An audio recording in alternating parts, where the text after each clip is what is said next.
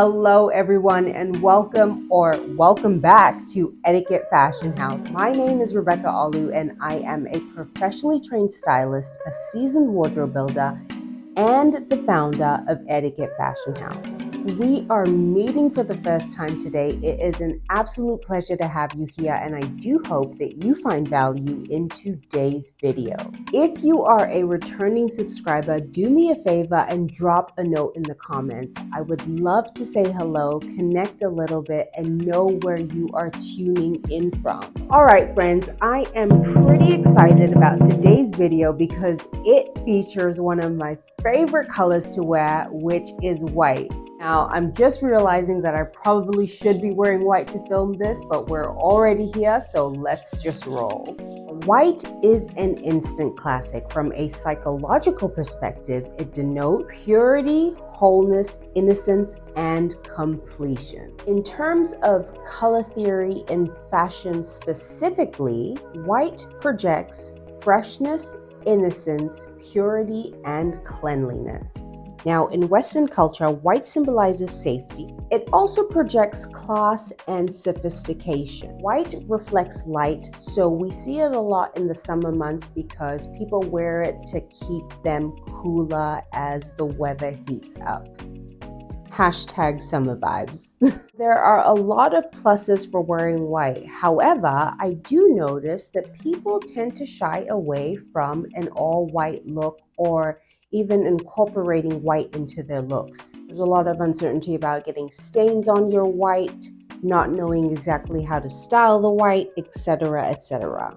So, I've put together 7 white looks for spring. Hopefully, as we walk and talk through these 7 looks, you'll pick up some inspo and insight into how to style white for the spring and the summer months. So let's get into it. Beginning with look 1. Obviously. Now, when I style or build outfits, I begin with a base. Look 1, the base is this gorgeous fringe detail spaghetti strap dress. Is technically a statement piece because of the fringe detail, but it still works very well as a base. Now, I'm following the dainty and the whimsical feel of the dress with exaggerated gold teardrop earrings and a delicate gold belt. Thin belt is perfect here because it doesn't compete with or overwhelm the dress. And it would be a little bit too predictable to wear white heels here, so I opted for some apricot pointy toe sandals. Apricot sandals do a great job of picking up the gold in my jewelry and my belt. Of course, no look is really complete or sufficiently visually interesting without a depth layer. So I'm topping with a caramel blazer. This blazer works here for a number of reasons. Reason 1 is the fit. It's ever so slightly oversized, which lends to the airy feeling of the dress. And reason 2 is the color. I love to style with the rule of 3, and that's 3 looks throughout your entire look. This blazer adds the perfect third color. Now, the third reason that this blazer works is its texture. It isn't a structured blazer, it's a crepey material. Because it's crepey, it flows and again works very well with the airy and dainty feel of the dress. This creates harmony and a very cohesive look. Versus if the blazer was structured, it might be a little bit too harsh. Now, it's not to say that you can't pair soft and harsh elements in one outfit. Actually, that's a common style strategy called fashion juxtaposition, aka friction, where you take elements that don't work together and you pair them to create intense visual interest and intrigue. So when you're styling, you can go for harmony or you can go for friction. And both are great style strategies. I would say that friction is a little more advanced and it does take some practice. So if you need some inspo for how to create friction within your looks, stick around on this channel and you will definitely find some inspiration and some tips. Now back to what we were saying about, we're still on look 1. I round out the look with a white purse that has gold hardware. This really ties everything together so beautifully. I absolutely love this look. It gives well thought out, but it isn't predictable, and it's visually appealing without being overwhelming. Alrighty, so for look number 2, we're going to keep the same base, but make it casual. You'll notice that I'm swapping out my accessories for silver. There is some silver detailing on the back of my sneakers. Now, you don't have to get matchy-matchy down to this level, but sometimes I like to do it. Small flex. Now, if you are going to go matchy-matchy with your color and your hardware, it does become important to introduce an element of friction so that the outfit doesn't come off as predictable or boring or stale or flat. So friction in this case is coming courtesy of a gray felt cropped jacket. This provides a slight edge without looking like I'm trying too hard to be edgy. It's giving calculated and well considered. Also works very well with the sneakers to tone the look down to a more casual temperature. Now I opted for gray white shades because I felt that pure white shades would have been a little bit too on the nose for me personally.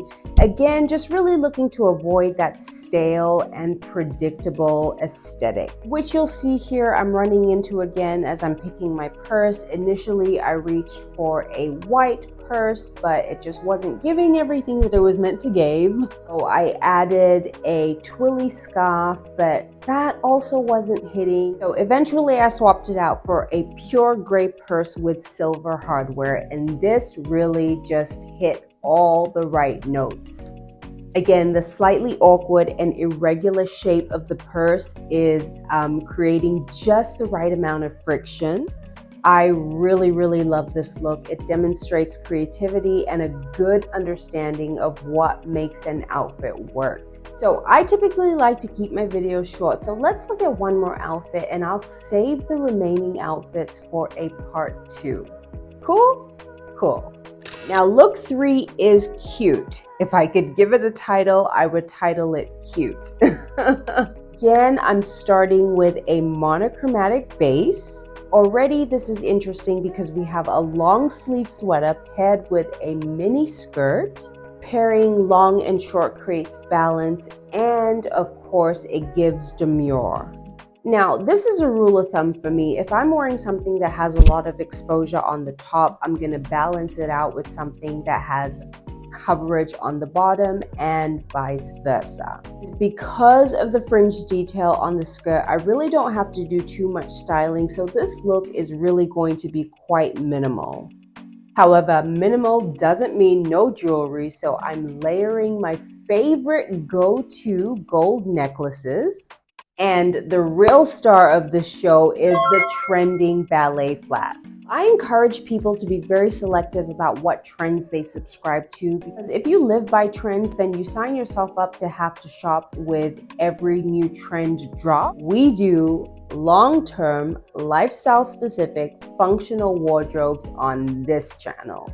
Not every trend works for every lifestyle. Now, the ballet flat Mary Janes are basically viral at this point, right? You've probably seen them everywhere. And personally, I see the aesthetic appeal, and I have seen some women style them in some phenomenal ways. But I know myself, and a big rule in style is know thyself. And I know that I prefer a little bit of a lift.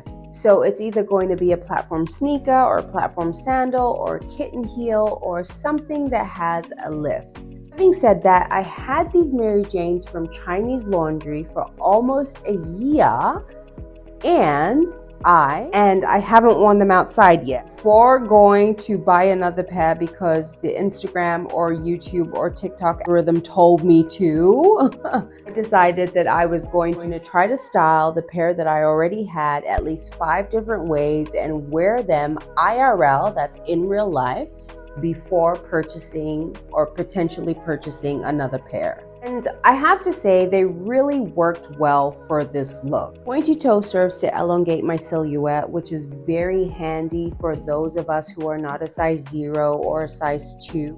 And it really alleviates or mitigates a lot of that chunk or stocky feeling that can come from a flat shoe if you're not wiry thin and you have a little bit more bulk on your silhouette or your physique.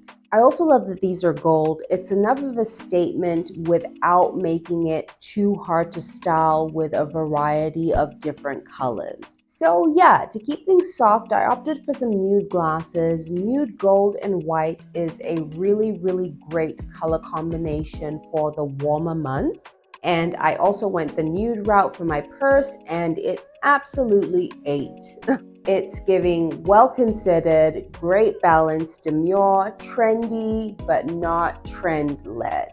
And it's low-key giving Parisian, which I'm really not mad about. All right, my friends, let's wrap here for today, and I'm gonna save the remaining looks for part 2.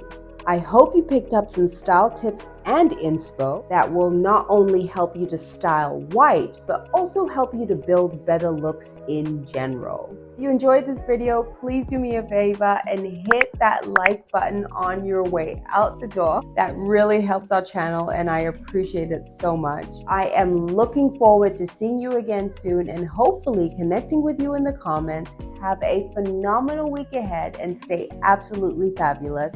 Until we meet again, bye for now.